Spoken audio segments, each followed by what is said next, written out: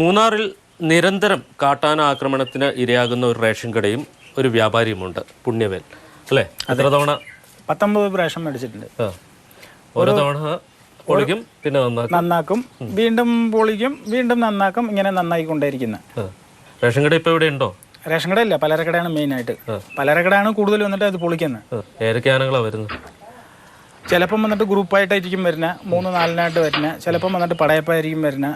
ഓരോരോ പ്രാവശ്യം വന്നിട്ട് വേറെ വേറെ ആയിരിക്കും. ഇത് വന്നിട്ട് ആദ്യത്തെ പ്രാവശ്യം വന്നിട്ട് പടയപ്പ വന്നിട്ട് കൊമ്പ് കുത്തിയതാണ്. ഇവിടുത്തെ ചില്ലും വന്നിട്ട് പൊട്ടിച്ചത് വന്നിട്ട് പിടിയാനയായിരുന്നു. ഈ കഥയൊക്കെ പൊളിച്ചത് വന്നിട്ട് പടയപ്പയും ആയിരുന്നു, പിടിയുമായിരുന്നു. ഇതൊക്കെ പൊളിച്ചത് വന്നിട്ട് ഞങ്ങൾ താൽക്കാലികമായിട്ട് വന്നിട്ട് ചെയ്തു വെച്ചേക്കുവാണ്. ഈ ഡോറി കൂടിയാണ് വന്നിട്ട് സാധനങ്ങളൊക്കെ വന്നിട്ട് കൂടുതൽ വന്നിട്ട് പുറത്തെടുത്ത് ഇടുകയും നശിപ്പിക്കുകയും ചെയ്യണം വന്നിട്ട് ഈ ഡോറ് വഴിയാണ്.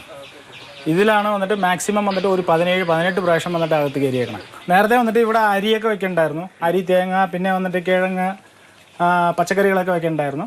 എല്ലാം വന്നിട്ട് അങ്ങനെ പൊളിച്ച് വന്നിട്ട് പുറത്തിടും. ഇൻക്ലൂഡിങ് വന്നിട്ട് ഈ പാമ്പേഴ്സ് ഉണ്ടല്ലോ, പാമ്പേഴ്സ് വരെ വന്നിട്ട് എല്ലാം വന്നിട്ട് അങ്ങനെ ചവച്ചാണ് ഇടുന്നത്. നശിപ്പിച്ച് അങ്ങനെ ഒട്ടും നശിപ്പിച്ചാണ് ഇടുന്നത്. എല്ലാം വന്നിട്ട് ഓരോരോ പ്രാവശ്യം വന്നിട്ട് നമുക്ക് എങ്ങനെയാലും വന്നിട്ട് കുറഞ്ഞത് വന്നിട്ട് ഒരു 40,000 രൂപ, 30 മുതൽ 40,000 രൂപ വരെ വന്നിട്ട് നഷ്ടം ഉണ്ടായിട്ടുണ്ട്. 19 പ്രാവശ്യം ഉണ്ടായിട്ടുണ്ട്.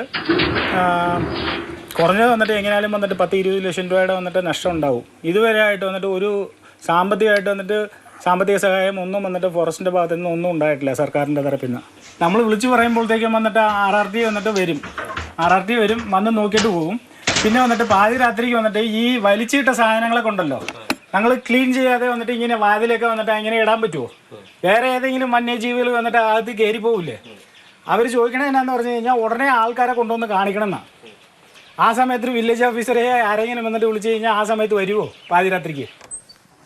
കാട്ടാന ശല്യം ഓരോ വ്യക്തികളെയും ബാധിക്കുന്നത് വ്യത്യസ്ത രീതിയിലാണ്. പുണ്യവേലിൻ്റെ കട നിരന്തരം ആക്രമിക്കപ്പെടുമ്പോൾ മറ്റിടങ്ങളിൽ വീടുകളായിരിക്കും തകർക്കുന്നത്, അല്ലെങ്കിൽ കൃഷിയിടങ്ങളിലായിരിക്കും കാട്ടാനകൾ എത്തുന്നത്. ഇവരെല്ലാവരും ആവശ്യപ്പെടുന്നത് ഈ കാട്ടാനയിൽ നിന്ന് സംരക്ഷണം ഒരുക്കണം എന്നുള്ളതാണ്. ചൊക്കനാട് നിന്ന് വിനു കാഞ്ഞിരപ്പള്ളിക്കൊപ്പം ജയനസ് രാജു, മാതൃഭൂമി ന്യൂസ്.